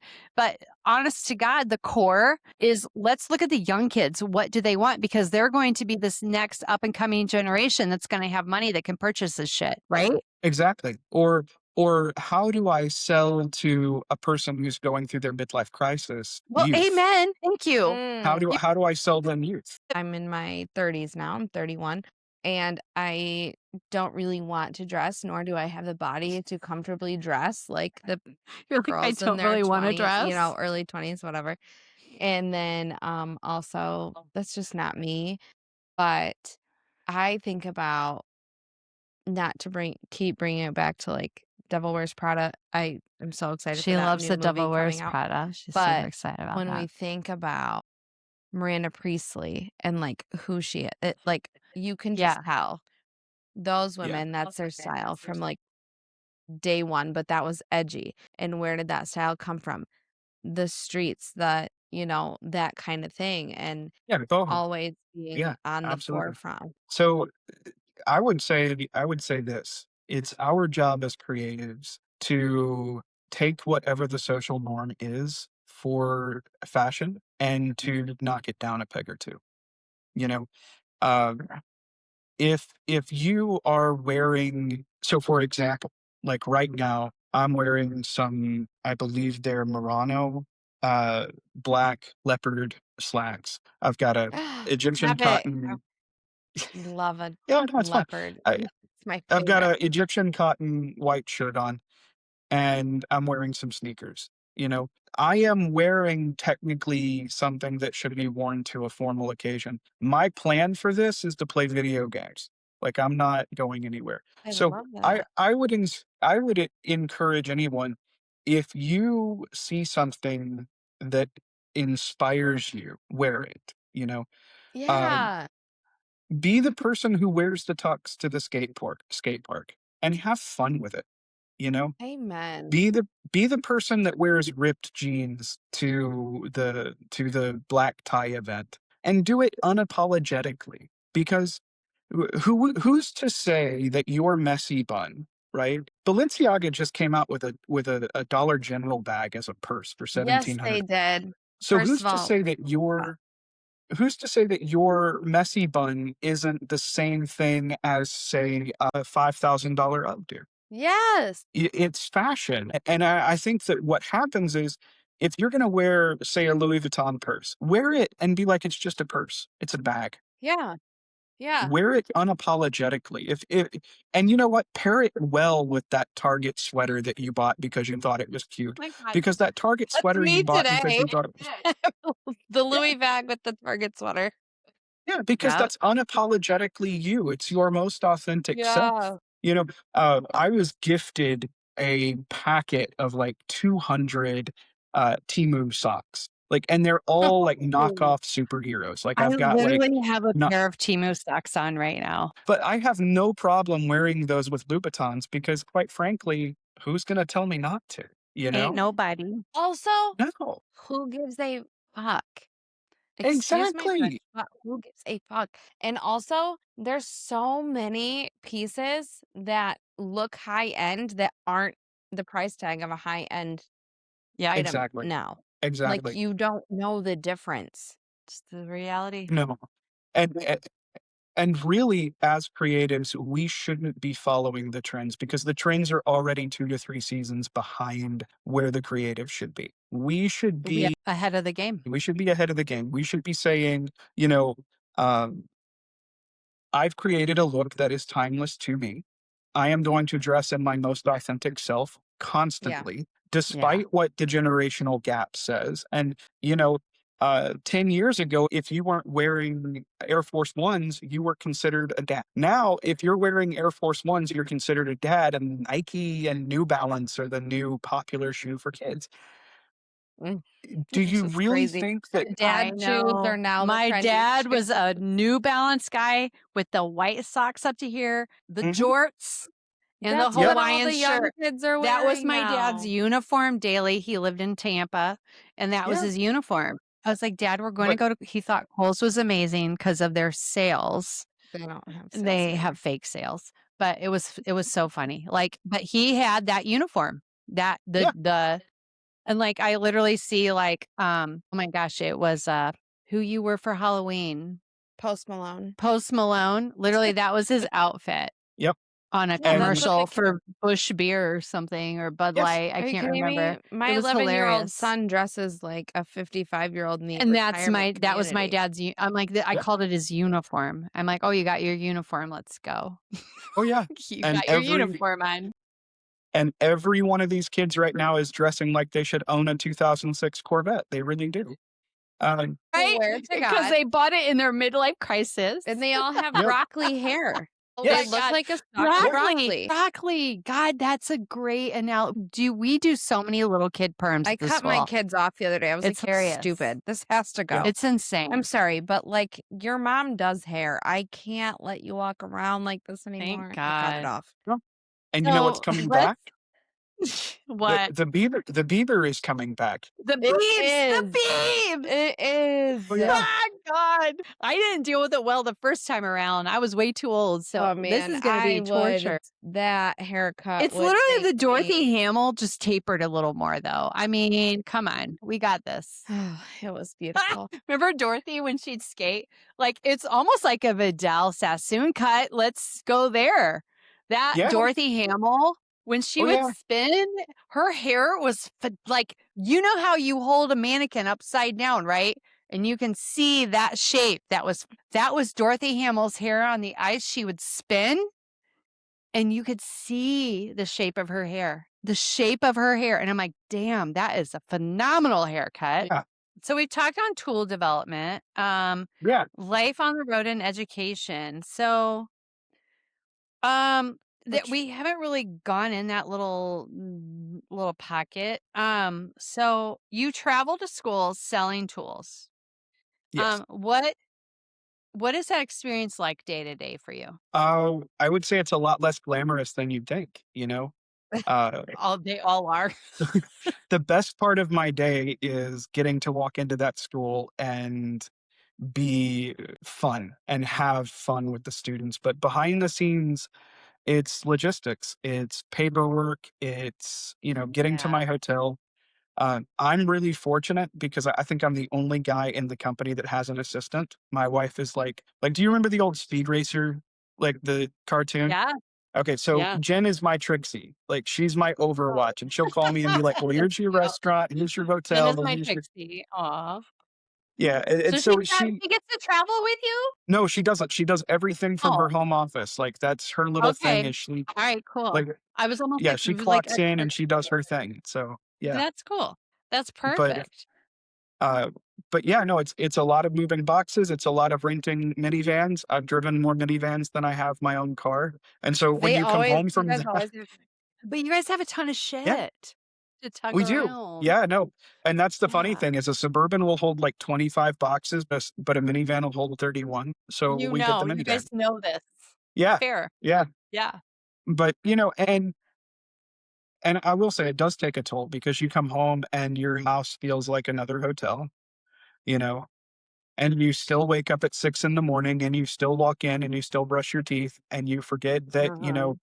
you I'm at forget the home. little things like the fact that I I don't don't throw have my to brush towel on my the floor teeth. when I'm at home, you know? Oh, shit. You throw your towel on the floor? Oh Your my Yeah, well, when god, you're on wife. so this I is a would normal kill thing. you. So my husband Oh, is so that gone must be why. so my Like, husband is he gone all week, since we've met. always. He has worked on the road Monday through Friday, okay. which I was a single mom before then. Katie's In like, "Nothing's changed." Yeah, It's good. exactly. It's like I'm married on the weekends. I mean, obviously I don't do anything like I'm She's too busy. I'm not scandalous during the week. I'm just Yeah. doing mom shit. I'm going to practice and Normal all the other Right. things. adulting. Um, so that's funny because he will drop his clothes and his towel Yeah. on the bathroom floor, and I'm like, Yep. God damn it, there is a rack right there, and There's a my hook towel with your name on right it. there. So that's Oh yeah, that's no, hilarious. No, no, that's true. I these are never just thought about that. That's funny. yeah. So that's what being on the road is going into a hotel room and renting two beds so that you can have the pillows, Mm-hmm. or coming home for a day. I've got a 24-hour layover in Dallas where I get to see my wife, I get to do my laundry, and then it's back on a plane at, Yeah. my day today, I probably won't sleep tonight, to be completely honest. Yeah. I'll hang What? out with Is my wife that all Why? night. all year? What's that? Is that all year? So we're on the road when we're not designing or doing, the cool stuff. We're on the road for between 2 and 5 weeks at a time. So Hmm. we'll be on the road for 2 weeks, then we're off for a week. In that week off, we're either designing with the company or I get to work on my art. I get to travel. That's fun time, you know. But yeah, when we're on the road, we're on the road, and it is all year But you're long. also alone, so it's different. Like, my husband travels too, and he's Mhm. pretty much always traveled for his work, but now his job literally is traveling. So it's not the same when you're alone. It's, you don't have and you don't necessarily have the time to go see all the cool shit that you want to see in that space that you're in as No, well. yeah, no, you don't. We don't get to do. Yeah. We don't get to do touristy stuff. I think the only touristy Yeah. thing that I've done in the past 4 years was I drove through Yellowstone National Park one time, and that was You only because have it was Fun. my to. commute ahead. Yeah, you have to. And the other thing was I was in Buffalo doing a class, and my class ended a little early. And so I got to go up in the dark and see Niagara Falls. And so I got there right before they closed, and I got to see the falls. And that was my Well, touristy now I thing. want every or Pretty in a Minute guy, like we took one of them out afterwards, and now I want to do that with every single one of them because Yeah. I'm like, damn, like let's go get dinner, let's go have a drink, like whatever it may be. Like, that's not cool. Like, now And I I'll want to be do. honest with you, a lot of us really, really love that because y'all Okay, Aw. good to know. We know Y'all now. don't understand. Y'all are a really cool school. Y'all are welcoming. There's some schools where I walk in and I don't get to meet the teacher, you know? What? Yeah, That's sometimes insane. yeah, no, there's not every school Oh, is created equal. Now we love them all the same. I'm still gonna fair. try to inspire those Yeah. students. I'm still gonna try to do whatever I Yeah. can, but everybody's allowed to have a bad day, and sometimes people just don't turn on the charm when the Pretty in a Minute guy Uh, shows up, you know? So yeah, it's That's just check crazy that because out. we adore you guys. Like, if you're ever back, we already have a couple spots we'll take you to. We'll have to be your We're last already spot of the day. we already have new plans for whoever's coming now. Like, Yeah, that's not even right. that's Well, tell actually the really booking team. Tell the booking team whenever we no, come we will. down that you wanna be our Yeah. last class for the day, and like Yes, I said, no, Yeah. We we will for appreciate now that. on because that's crazy. That is wild. That's We insane. had a potluck one day when one of Oh my the God, we had homemade soups in here and all day. he like sat in with He us and just we sat and ate food for a all day. couple hours with us. He was so funny. It I was think it was the hilarious. day before Christmas break and It might have been we like do a we had lot of some event, potlucks. and yeah. And so we're like, "Do you wanna eat? Wanna hang yeah. out?" And We had a soup thing. He's like, "I love soup." He was just in there gobbling it up. I'm like, "Sweet." It was wonderful. No, and that's yeah. we love those moments because they're real. And when you're on the Good. road, like I can tell you right Me now, too. there's not a restaurant across the country that doesn't taste the same. Like you go to Chili's, you go to Texas Roadhouse, it all tastes the My same, husband will tell you the same. But Yeah. I you know. love Texas Roadhouse. Oh, now Texas Roadhouse is definitely one of my approved It's places to so go. Like good, that's right? like Always but consistent. Mm. Yes. But yeah, no, but it is the same food. It's the same food if you go Yeah, to oh, Texas Roadhouse yeah, or if you go to Logan's, always. you know? Yeah, So getting to eat Texas a home Roadhouse. cooked meal, it that's the best part about Saturdays. Well, Oh, one of yeah, the I best part I know, can talk right? about, you know? I know. So I love that. Do So we you have head to be out on the road conscious. tomorrow then? Yes, so I'll be at the airport. I'll be at DFW Airport by 3 AM tomorrow. My Oh, gosh, how poor wife, and we fun have you here on a for podcast right you. I now. know, right?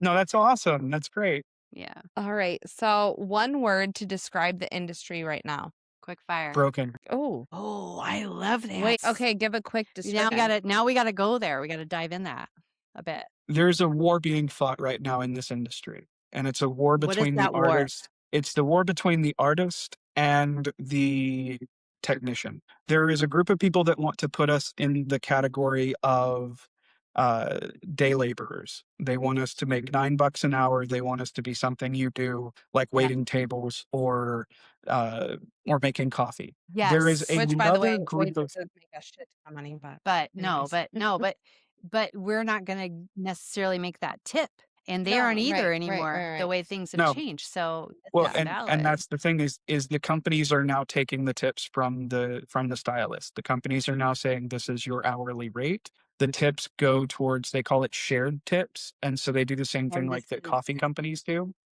Um, the other side of this war is the side that I'm camped on, which is the side of fine artists. When Yeah. you can make an AI movie, handmade is the new luxury.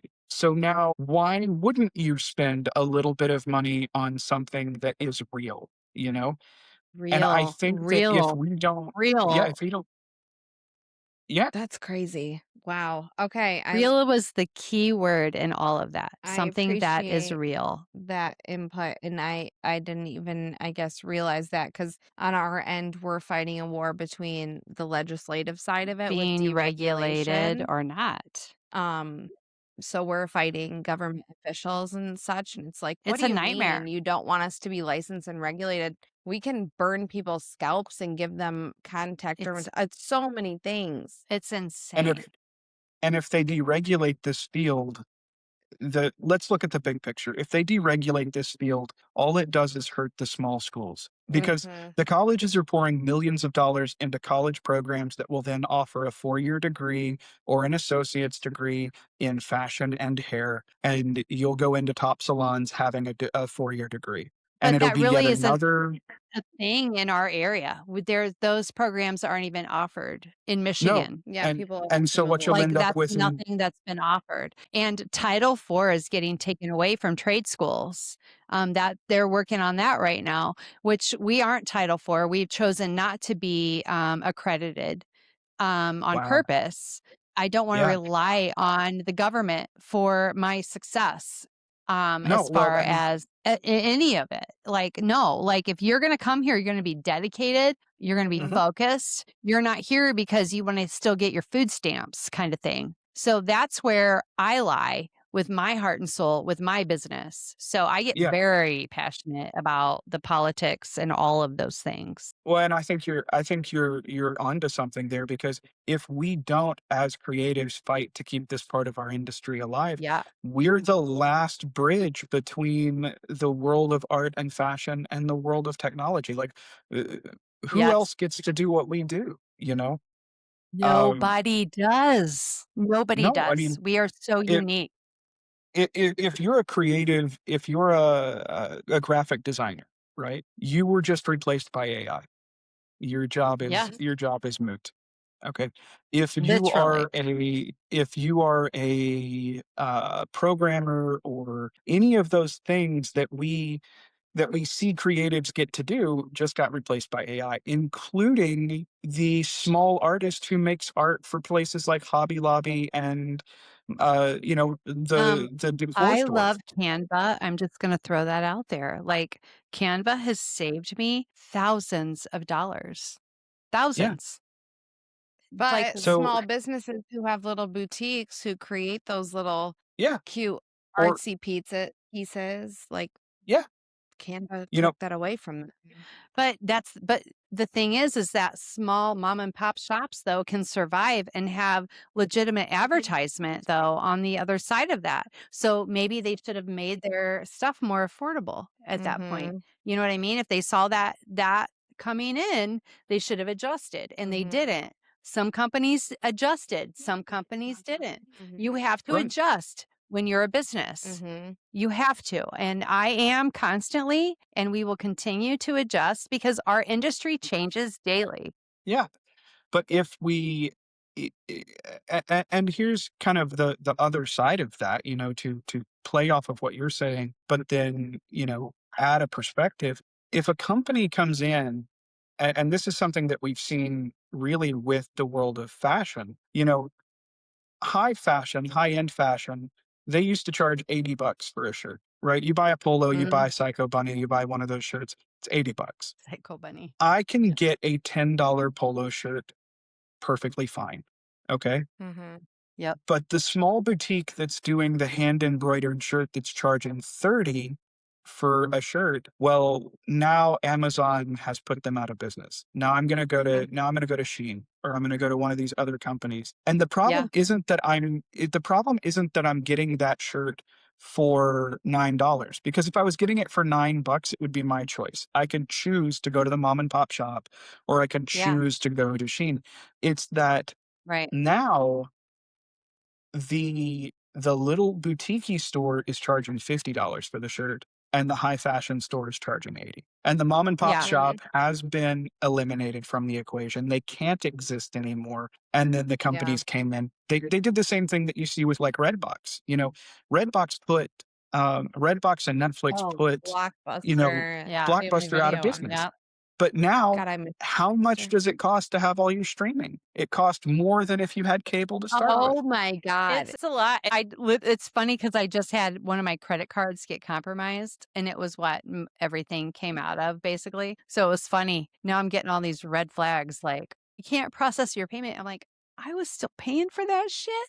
Thank Yeah, God it's not processing The same anymore. thing happened to me last It's month. Chase does this thing where they're like, you had in this is the number, I'm not making this up. $287 in Mm-mm. subscriptions is what I had coming out every month. I You had no shitting idea. me. I had no idea. What were I mean, just streaming. I like Apple Music. My husband likes Spotify. Yeah. Just certain things like that. yeah, It's like, Canva, the platform that we use to like stream our podcast, like everything is on yeah, a different platform. So it was like, yeah, almost $300 a month. And when I could go to Blockbuster and for what, like $2.99 have a movie for the weekend or something. exactly. And so Fair. I think it's important for us as creatives to fight against that. And one of the ways that we do that is by creating things that are one off, things that are handmade, things that are real, things that you can't replace. If I make it irreplaceable, I can make my own little personal rebellion, my own little personal stance. Yeah. And am I going to win? No, I'm not. 50 years from You now, never these know. conversations won't exist, but we won't Joey, I have think gone down without a fight. they're going to be there for 100 more years. Where I people are going to be able to look at this podcast for 100 years later, and they're going to be like, "What the hell are they talking about? I don't even understand this podcast," because they're flying around in starships, and I don't know what at that point. I don't know. They're going to be like, That's "God, funny. when was this in 1990?" No, it was 2026. Calm down. But no, it's just funny. Like, I mean, life's definitely changing. Huge things are happening. And it's insane. I mean, and we're all just trying to adjust, and every industry is doing it. Every industry is adjusting to AI and what we have happening in our world with technology. Just having a computer book your appointments, like all these apps and things that they have Yeah, now. Not ideal. We've Not taken the human ideal. out of a lot of it. And we can at a school, like, you can't do that online. That to me, in no, my mind, I'm like, no, that's just not even feasible. If it's your own clientele and you know these people and you see these appointments coming in and you could adjust accordingly, our students, we cannot do that. Like, to me, I think no. it's insane when a school has an automated way for Booking. people to book. That's the most insane, like, I have no idea, and neither do the students, how long a service will take them. No, and Mhm. and and I liked my paper book. I still run a paper book for my clients, you know? Good. I have I very love limited that. clients, but, you know, if you want me, call me, tell me you want me, you know? Don't book on my app and then 2 days before cancel because, you know, you're gonna do that 30 times before you finally come to see me, you Yeah. know? Yeah. Yeah. Leave the human in our industry. You know Yeah. what I'm saying? It's Like, Absolutely. insane. We have to. We That's have the to or last we will. thing that we have, truly. yeah. So, quick fire again. That was supposed to be a Mhm. quick fire, and then we, like, went rampant. I like it. But what is I know. This is our MO. This is how we roll. But, what is a tool you cannot live without? Tool that I can't live without. I'm gonna say Controversial your take. shears. I'm gonna say your shears. Shears are a given. We're gonna treat those like a non. Okay. Mhm. That's part Alright, of my alright, brand. alright. Um, Tool that I can't live without, our new TR1 flat iron is really close to my heart. I was a big fan of GHD back in the day. I That's what I loved the have. way the GHD flat iron worked. Oh, That's what I have at Um, home. so I love the classic iron. Because for my work, I do a haircut, I flat iron it out, I make everything perfect. Then I go back and I recut it. You know, I make sure that it's detailed, and then I let my client leave the salon. Uh, I don't think you can get the level of precision necessary without a good flat iron. And to have Mhm. one that I don't have to worry about heat protectant, which makes the hair stiff and more like a board. yeah, Like I And can that's why work we with all liked hair. the GHD. What's yeah. that? That's why we all liked the GHD. You know what I'm Yeah, saying? that's why we liked GHD, and I'm Mhm. really, really proud that we did something with our new flat iron that is reminiscent of and exceeding what GHD did back in the day before, you know, they got too big for their britches or did whatever they did. But yeah, no, a tool that I can't live without, I touch every one of my clients' heads of hair, that tool touches. And With while the that. curling iron is cool and the keratin iron is gimmicky, and I love it for that. I love that it has a purpose. The classic iron is my go-to. It's the one I can't live Okay. without. Fair. Fair. We So use it all the time. I used it this morning. So, Yeah, like, it's literally one of those tools that kind of sells our students. I mean, because any tool we get free from you guys, it stays at the school for the that's students to so cool. utilize. And so, it's so funny because they're like, "Oh my god, I love the Pretty in the Minute flat iron." And I'm like, "Well, you're gonna have an opportunity to purchase it, so and you're gonna have a great price," you know? So we always build it up because 'cause we're mhm. just like, We talk about it we're from day one. yeah, I mean, literally, like, and we're just we love the product that comes from you guys, and then beyond the product, it's the flat out guarantee. I think I've said it a couple times through our, podcast. It's a lifetime guarantee. There's one company that comes to mind when I think of the way that our warranty works, and it's Rolls-Royce. Uh-huh. It's You what? know, Rolls it's Royce. Oh, Rolls-Royce. fair. Okay. Your tool breaks, we're gonna replace it, you know?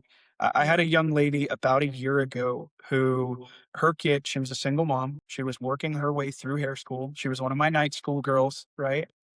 Mhm. Um, had her stuff in the back, kid jumped on her kit, broke one of her new irons, like, right And I the think it was kids. either the day after or the day before she graduated hair school, Oh, okay? shit. She was Shut up. going into the salon, she had clients booked.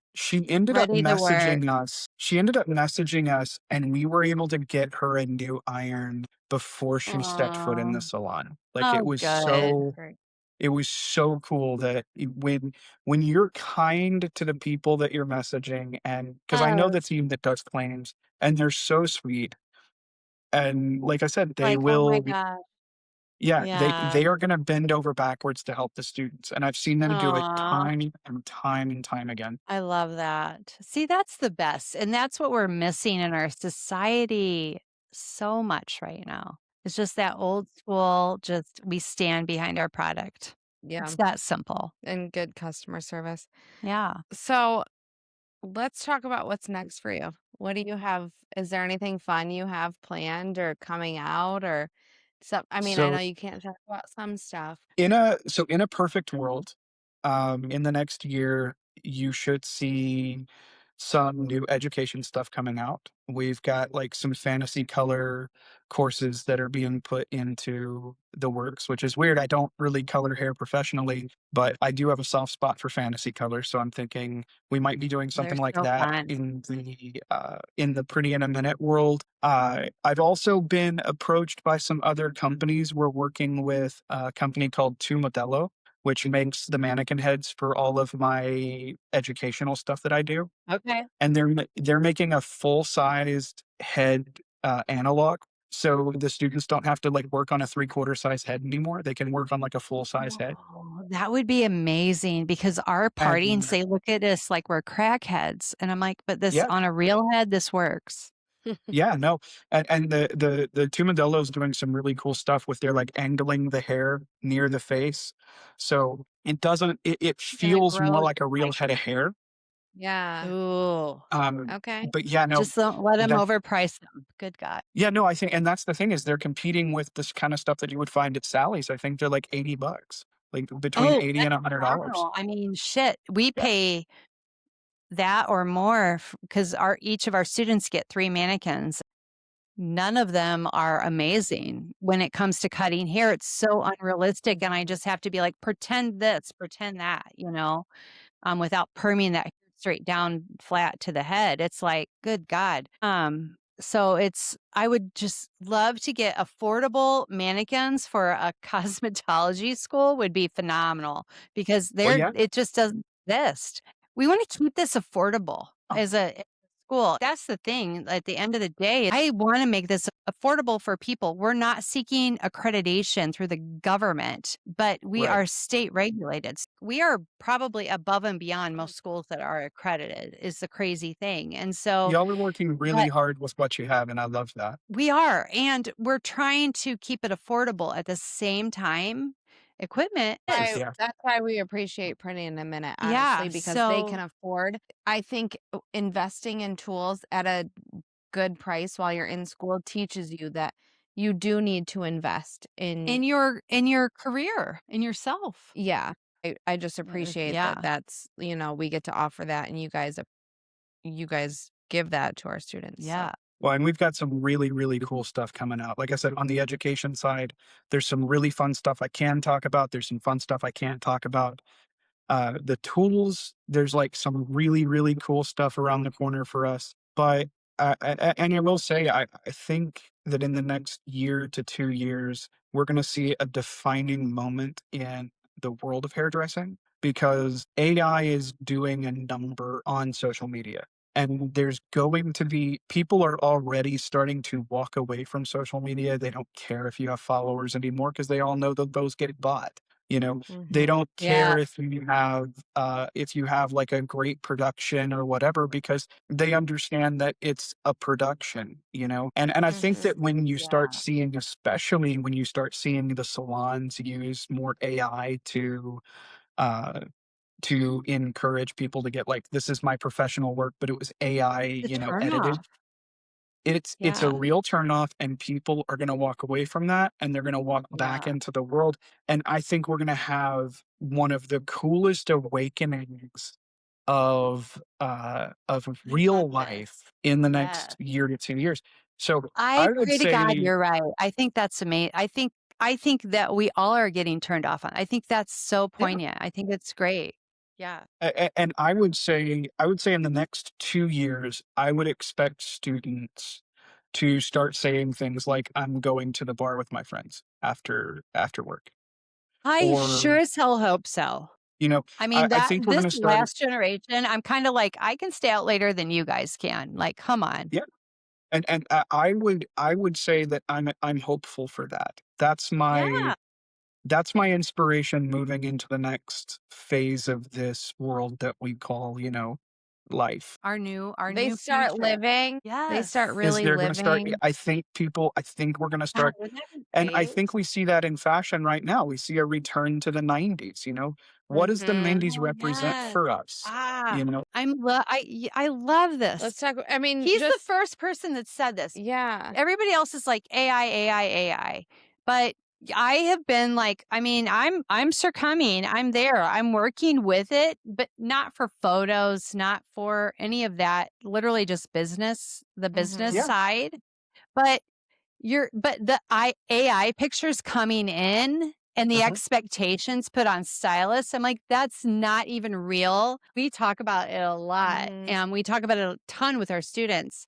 And it is a real thing right now. And a lot of people can't recognize the difference. I mean, if you have a Mhm. trained eye, you can clearly. If you're on social media a lot, you can, and you can hear it. You can hear it's a different sound. But I think if we could just get back to our fundamentals, drop this shit.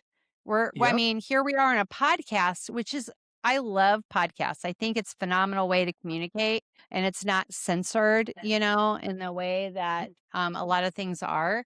But, um, but definitely we need to stop some of this and get back to the real root of why we are here anyway. It's just Yeah. human connection. And I think to feed off of and to parrot kind of what you're saying, I would encourage my student I do encourage my students, yeah, have your social media because it's expected, but at the end of the day, I wouldn't really let my clients show me a picture of what they want. Like, you can show me inspiration pics, you can show me kind of Mhm. whatever, but let's really talk about suitability. Like, what is your hair actually gonna do? What's really suitable with you, you know? I Yeah, think and we your have to bring lifestyle. back suitability, Yeah. you know? Yeah, and just being vulnerable and open and real and human. I think that we're getting out of like the COVID shit, that weird mentality everybody was Good in, God, I right? hope so. That was the dumbest damn. And um just interacting with humans again. Yes. I And we're think gonna bring the human side back to things. I love that you brought that up. Whew, I'm so I think excited. that in the next 5 years, we're gonna walk down the street and we're gonna see a real person with corded headphones holding a paper book and Right? giving out Yeah. That's paper all bad business for you. cards. All bad for you. Yeah, and We I are Right? think that we're Are gonna see though, people writing shit. yeah, and I think we're gonna see Yes. people writing with real notepads Yep. because Mhm. AI can do everything except the little things. AI can Mhm. make it look handwritten, but it can't imprint the paper with the way that graphite can. It can't make the pencil chip the way that it does right in the middle of a word.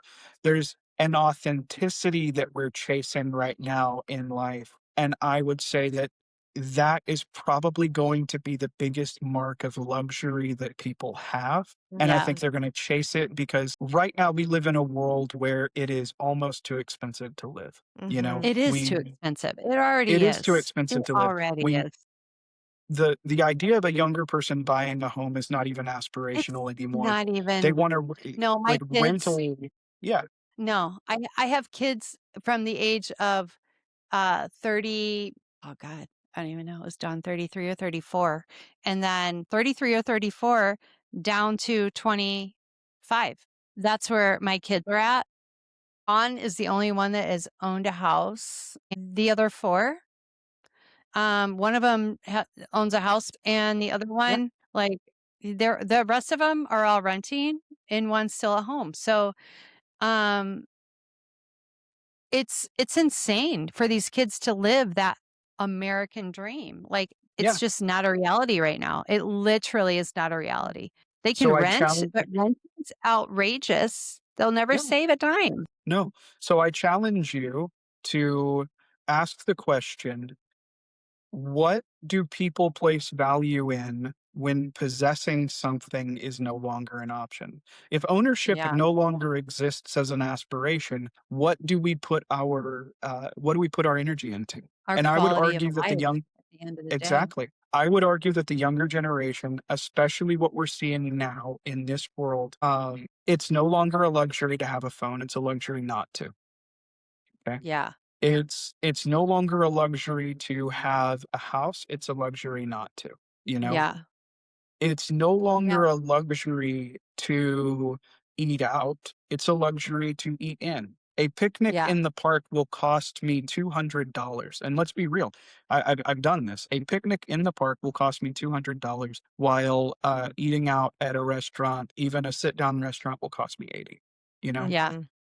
Yeah, no, Uh, it's true. Like our so son, he's 33, and he has traveled around by himself a lot, in yep, his last few years because he's like, "I'm not married. I don't have kids. What am I gonna do with my money?"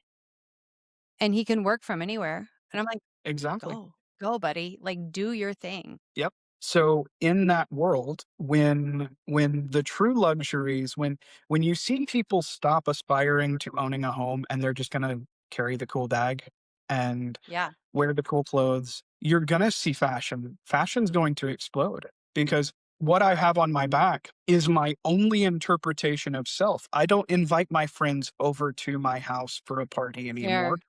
Yeah. I'm going to a bar for a party, you know? So how Mhm. do I express myself in a world where I don't have home decor, Yeah, that's you very know? true. Because we always had our value by our homes and our lifestyle, but now that's not so much the case. Yeah, No, and and very and fair.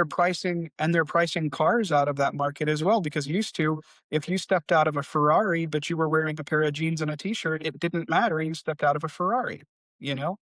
Yeah, exactly. Now, It could be. Mhm. because of I mean, yeah. yeah, but now with gas and insurance and, taxes and all the other stuff that we're dealing with, I cars don't matter anymore. So what do I have but self? I'm gonna go on that I trip. got gas in my car. Yeah, you know, I I mean, it's I the little things at the end of the day right now. Great. So, Well, thank you so much, Robert, for being on. It's yeah, been such a fun conversation, and I know we took a lot of your time today we did, but on we your one appreciate day that. off before you have to go travel again. But I swear, if you're ever at our school again, we will make sure we feed you and show Amen. We're you, taking you out, buddy. We yeah, got you. show you the town.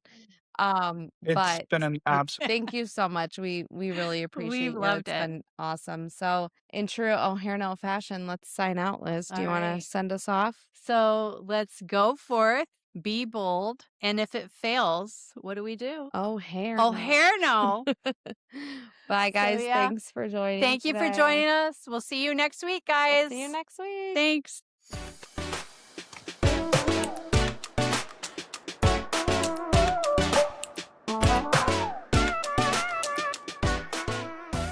And always remember, make sure you like, comment, and smash that subscribe button.